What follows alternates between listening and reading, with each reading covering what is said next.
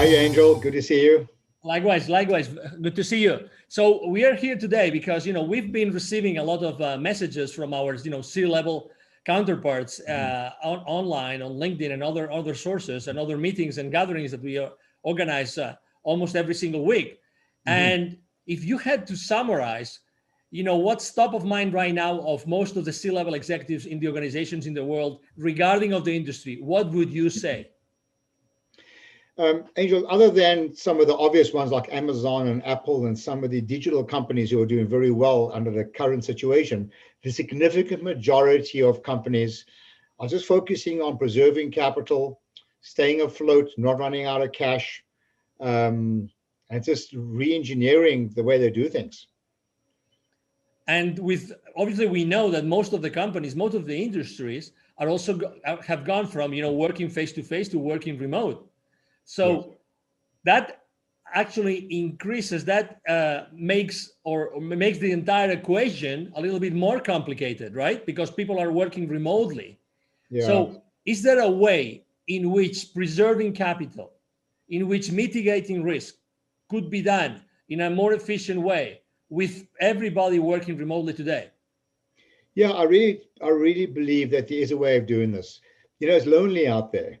And when people are out there sitting in front of a computer screen on their own, it's very hard to connect what they do to what the shareholders look at. The shareholders are interested in one thing: demonstrate sustainable profits and cash flow, okay?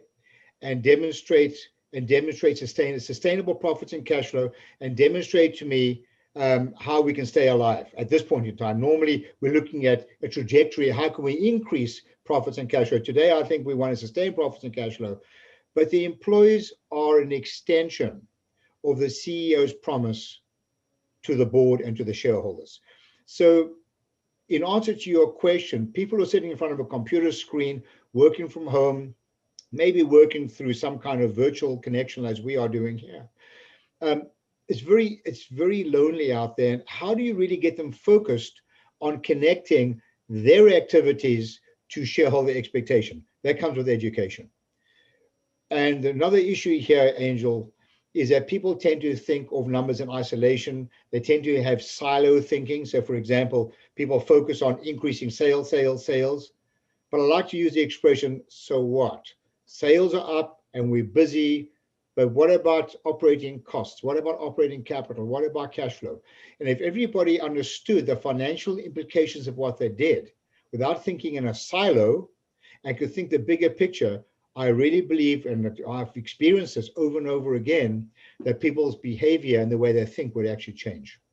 In the last 25 years, you've trained more than 20,000 business operators and C-level executives in corporations all over the world of many different sizes, many different industries. Yeah. If you had to say that's something that they all have in common when you start working with them, what would you say you see? Do you think that in the beginning, everybody is aware of the consequences, of the implications of their decisions on a daily basis?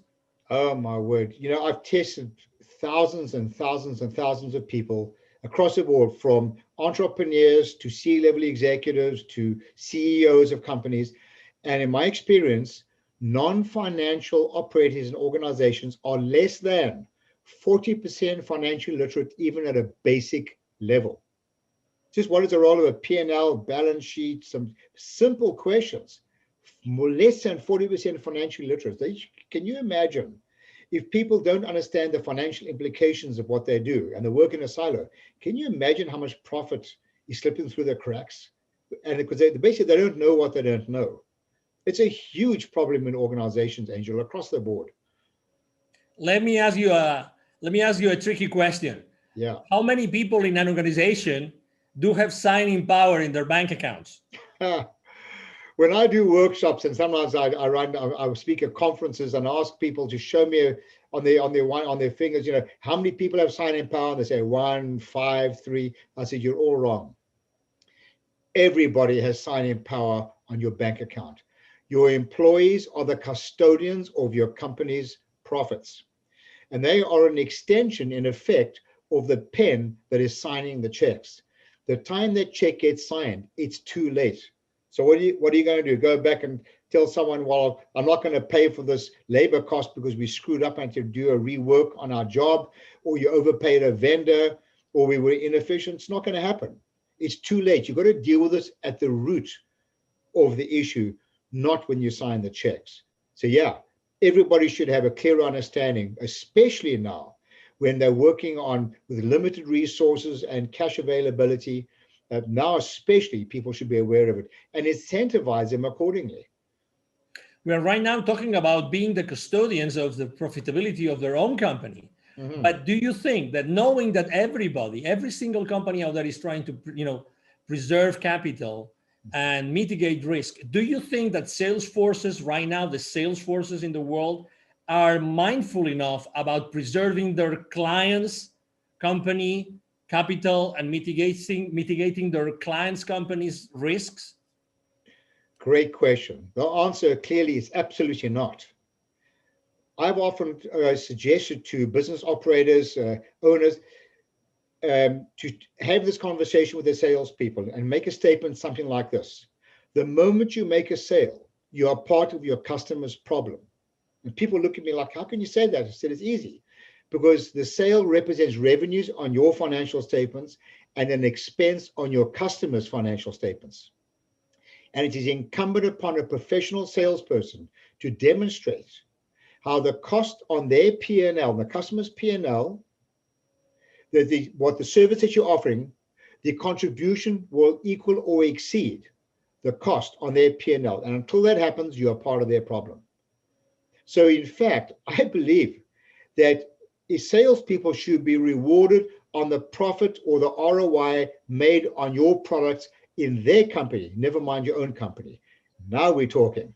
Is it fair to hold the sales force, the salespeople accountable right now because of their lack of knowledge of this? No, it's simply not reasonable. I mean, one cannot reasonably hold people accountable if you don't engage them and educate them. It's not reasonable. They're working in a silo. They're working blind. It's like walking towards a cliff with your eyes closed. So how can you expect people to make fiscally responsible decisions when they're actually completely naive? I mean, you ask people, how much volume must you sell when you discount? I can count on my one hand out of the tens of thousands of people I've trained. How many people give me the right answer? It's something as simple as that. Forget the discounting like crazy to get more business. For the people that would like to continue the conversation with you, what's the best way to reach out to you, Neville? Oh, just email me. I love having these conversations, in case you didn't notice. So it's Neville, Neville, at bizwisdom.com, bizwisdom.com. Contact me. I'd love to have a conversation with you. Excellent. Thank you very much, Neville, for being with us today. You're very welcome, Angel. It's always a pleasure. Thank you very much. And I'm sure that you have enjoyed this conversation with Neville Joffe as much as we have, the CEO of BizWisdom. Thank you for being here with us today, and hope to see you soon in our next interaction with Mr. Neville Joffe. Have a great day. Bye-bye. Bye now.